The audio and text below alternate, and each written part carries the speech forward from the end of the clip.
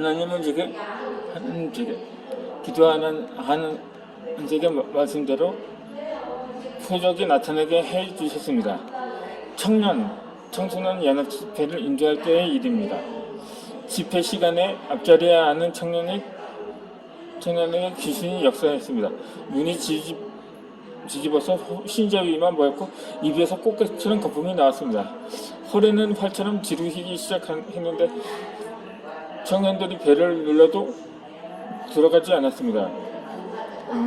마자가봄 5장에 있는 거라사에 귀신 들린 사람이 생각났습니다. 쇠슬로 묶어도 끊을 만큼 힘센 귀신이 들렸던 사람 말입니다. 청년에게도 그처럼 힘센 귀신이 들어간 것 같았습니다. 그러니 엎드린 사람의 등을 누르는 게 아니라 뒤로 몸이 흰 사람의 배를 여러 명이 눌러도 누리지 않는 것입니다. 저는 더 이상 정상적인 집회가 이어지기 판단했습니다. 그래서 강대상 아래로 내려갔습니다. 귀신 들린 청년의 이마에 손을 댔습니다. 그리고 내가 나사렛 예수 이름으로 명하노니 평안할지어다 라고 말했습니다. 다시 내가 나사렛 예수 이름으로 명하노니 평안할지어다 라고 말했습니다. 그리고 세 번째로 내가 나사렛 예수 이름으로 명하노니 평안할지어다 라고 말했습니다. 세 번째 말이 나가자 귀신이 청년에게서 떠나갔습니다. 귀신이 나가자 흰자위만 보이던 눈이 정상으로 돌아왔고 입에서 뽀글거리던 거품도 사라졌습니다. 당연히 휘었던 허리도 멀쩡해졌습니다. 만약 동생을 위해 기도해준 후 고쳐지지 않았다고 해서 하나님의 말씀을 놓아버렸다면 너무나도 큰 손해를 봤을 것입니다.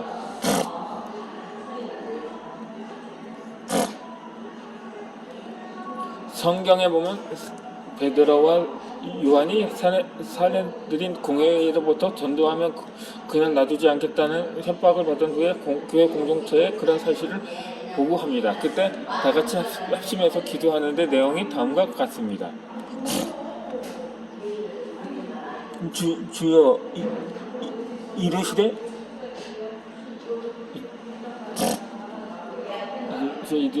이제도 그들의 위험함을 굽어보시옵고 또 종들로 하여금 당당히 하나님의 말씀을 전하여 주시오며 손을 내밀어 병을 낫게 하시옵고 피습과 기사가 거룩한 종 예수의 이름으로 이루어지게 하옵소서 하더라.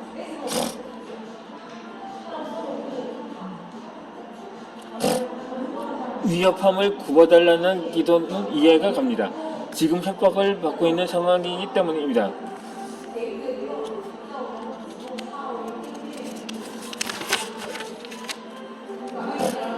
담대히 하나님의 말씀을 전하게 해달라는 것도 이해가 갑니다. 예수님의 지상명령이 복음 전파이기 때문입니다. 특이한 것은 두 기도 사이에 껴있는 내용입니다. 손을 내밀어 병을 낫게 하시옵고 표적과 기사가 기록한 중 예수의 이름으로 이루어지게 해달라는 기도입니다. 이런 기도를 교회적으로도 해야겠구나 하는 생각이 들었습니다. 목회를 하면서 저 역시 위의 말씀대로 성도들로 하여금 치유를 위해 기도하게 했습니다. 주일 예배 설교를 마친 후 성도들에게 아픈 곳을 손에 대게 하고 치유를 위해 기도하게 한 것입니다. 저는 하나님께 말씀을 인용한 후 성도들에게 약속의 말씀을 붙잡고 기도하라고 했고 성도들은 제가 이야기한 대로 아픈 곳에 손을 대고 기도했습니다.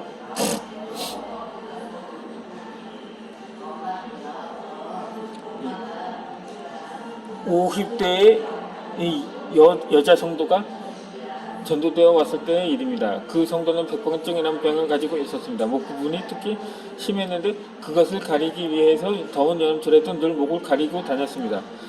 그 병은 어릴 때부터 있던 것이었고 병원에서도 치료되지 않아서 평생 안고 가야 할 상황이었습니다. 감사하게도 그 성도는 새신자임에도 불구하고 제가 기도를 시킬 때마다 목에 손을 댄 채 하느님의 말씀을 붙잡고 기도했습니다. 그렇게 200시간마다 기도하는데 어느 날 목의 백반증이 사라졌습니다. 이제는 목을 내놓고 다니는 그 성도를 볼 때마다 얼마나 감사한지 모릅니다.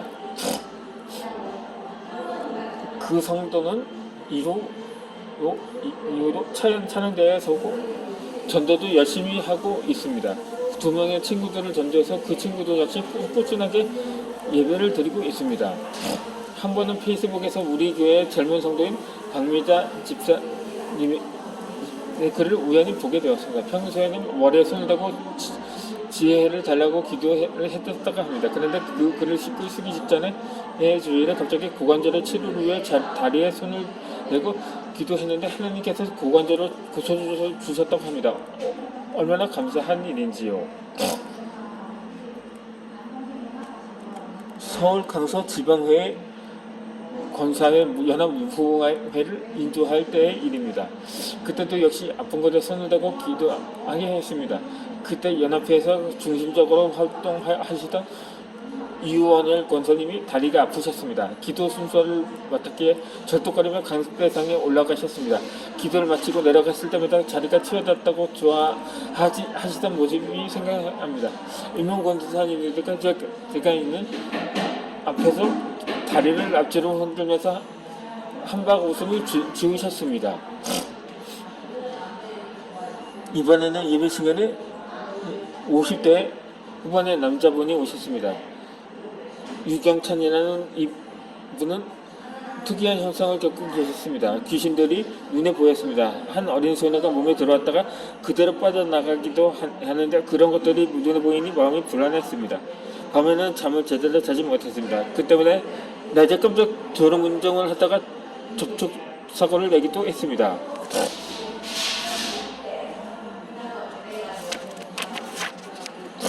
이 너무 두려운 나머지 지푸라기라도 잡는 심정으로 교회를 찾아온 것입니다. 저는 유경찬 성도에게 귀신 같은 것에 신경 쓸 것 없다고 말을 해주었습니다. 예수 이름 앞에 귀신들은 아무것도 아니니 금방 해결된다고 말해주었습니다. 그리고는 머리에 손을 얹고 유경찬 성도를 괴롭히는 귀신들이 다 떠날 거라고 선포했습니다. 귀신들은 다 제압됐고 다시는 너 앞에 나타나 힘들게 하지 않았습니다. 그 후로 유경찬 선생님은 꾸준하게 예배에 출석을 하셨습니다. 시간이 지나면서 수요예배나 금요예배 때도 스스로 나오기 시작합니다. 더 감사한 것은 아내를 전도한 것입니다. 지금은 부부가 열심히 시댁생활을 하고 있습니다. 더 나아가서 거래처 사람들을 전도하려고 애를 쓰고 있는데 몇몇 사람들을 예배에 초청하기도 했습니다. 얼마나 감사한지 모릅니다.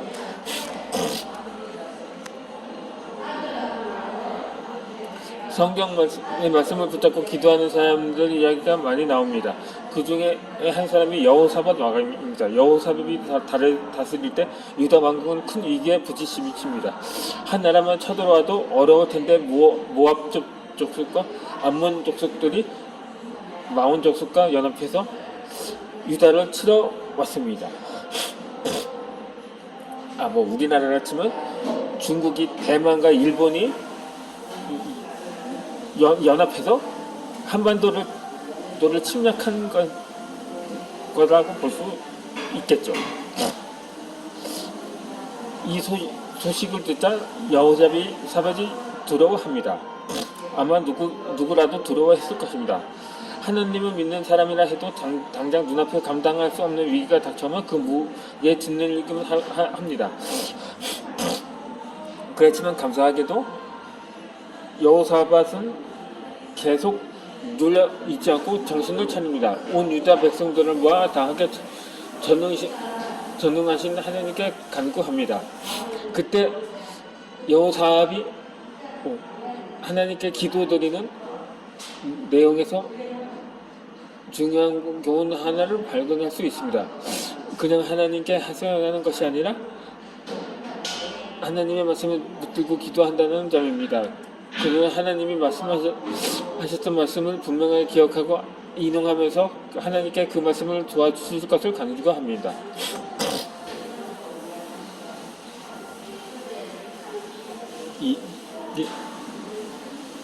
하나님은 말씀을 붙들고 말씀대로 되게 해달라고 기도하는데 여호사밧 왕에게 아하시엘을 보내셔서 전쟁이 하나님께 속하셨으니 들어와 말라고 말씀하십니다. 유다 자손이 싸울 때도 없을 것이라는 놀라운 말씀까지 하십니다. 여호사밧은 말도 안 되는 소리라고 무시하지 않고 그 말씀을 있는 그대로 받아들입니다. 그래서 백성들과 함께 하나님께 경배하고 레위 사람들은 힘이 큰 소리로 찬송을 부릅니다.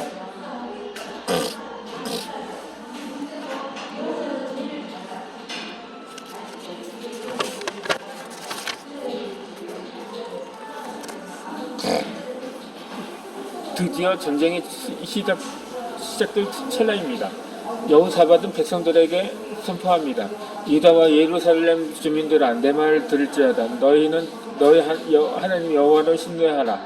그리하면 견고히 서리라. 그의 선지자들을 신뢰하리라. 그리하면 형통하리라. 그리고는 노래하는 자들을 택하여 거룩한 예배를 입히고 하나님께 찬양하게 합니다. 그때 기적이 일어납니다.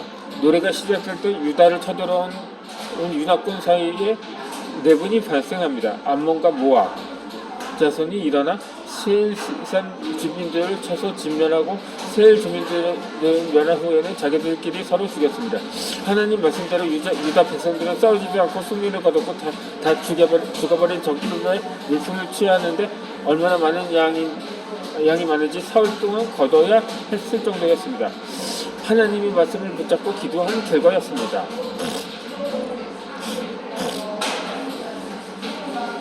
이 말씀을 붙잡고 기도한 한 사람을 더 소개하려고 합니다. 바로 야곱입니다.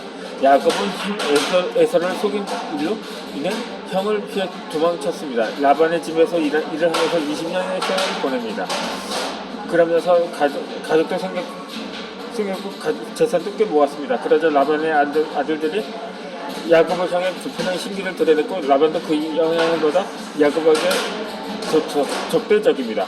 야곱은 라반을 떠나기로 작정합니다. 하지만 라반이 강제로 처자신 식구가 재산을 빼앗길까봐 라반 몰래 도망을 칩니다.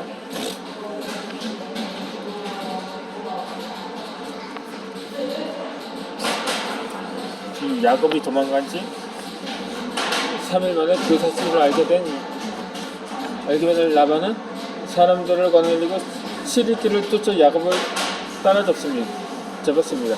그러나 밤에 하나님께 라반에게 현명하여 야곱에게 선악간에 말하지 말라고 경고를 하셨습니다. 이 때문에 라반은 야곱을 건드리지 못한 채 야곱과 계약만 맺고 야곱을 보내줍니다.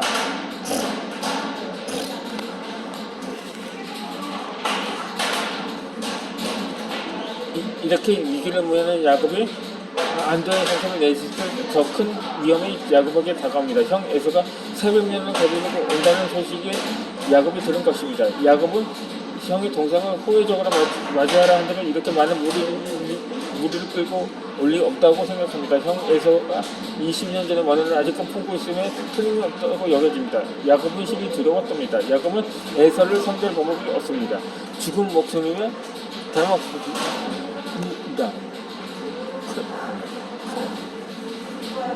그때 야곱은 하나님 앞을 붙들고 기도합니다. 내보고 아브라함의 하나님, 내 아버지 이삭의 하나님 여호와께서 주시기를 내게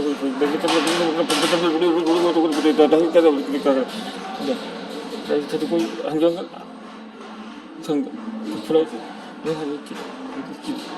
성경은 하나님의 뜻대로 드리는 기도에 응답이 있다고 가르쳐주고 있습니다. 그럼 이어서 책을 낭독해드리도록 하겠습니다.